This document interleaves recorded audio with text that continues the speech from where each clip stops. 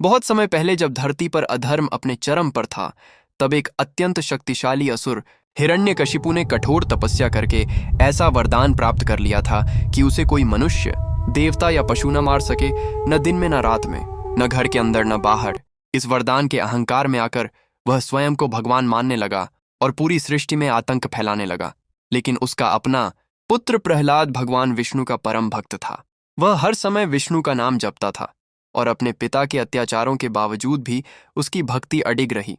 हिरण्यकशिपु ने उसे कई बार समझाया, डराया और मारने का प्रयास भी किया, लेकिन प्रहलाद का विश्वास कभी नहीं टूटा। एक दिन क्रोध में आकर हिरण्यकशिपु ने एक स्तंभ की ओर इशारा करते हुए प्रहलाद से पूछा कि क्या उसका भगवान इस खंभे में भी है।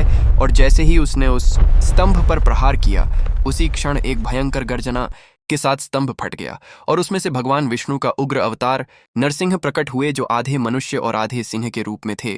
उन्होंने संध्या के समय दहलीज पर बैठकर अपने नाखूनों से हिरण्यकशिपु का वध कर दिया और इस प्रकार ब्रह्मा के वरदान की हर शर्त को तोड़ दिया।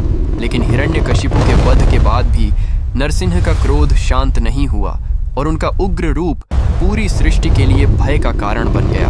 उनकी गर्जना से दिशाएं कांपने लगी और देवता भी भयभीत हो उठे। जब कोई भी उन्हें शांत करने में सफल नहीं हुआ, तब सभी देवता भगवान शिव की शरण में पहुंचे और उनसे प्रार्थना की कि वे सृष्टि की रक्षा करें। तब भगवान शिव ने स्थिति की गंभीरता को समझते हुए अपना एक अत्यंत भयानक और शक्तिशाली रूप धारण किया, जिसे शरभ अवतार कहा जाता है। इस रूप में वे आधे सिंह और आधे पक्षी के समान दिखाई देते थे। उनके विशाल पंख, तेज नाखून और अपार शक्ति उन्हें और भी विकराल बनाते थे। शरभ रूप धारण कर भगवान शिव नरसिंह के सामने प्रकट हुए और उनके उग्र क्रोध का सामना किया। दोनों की शक्तियों के बीच भयंकर टकराव हुआ, जिससे पूरा ब्रह्मांड कांप उठा। लेकिन अंततः भगवान शिव ने अपनी दिव्य शक्ति से नरसिंह के क्रोध को शांत कर दिया और धीरे धीरे उनका उग्र रूप समाप्त हो गया।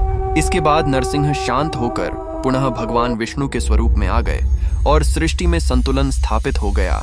इस प्रकार महादेव के शरभ अवतार ने संपूर्ण जगत को विनाश से बचाया और यह दर्शाया कि चाहे शक्ति कितनी भी प्रचंड क्यों ना हो, उसे संतुलन और शांति के अधीन रहना ही पड़ता है।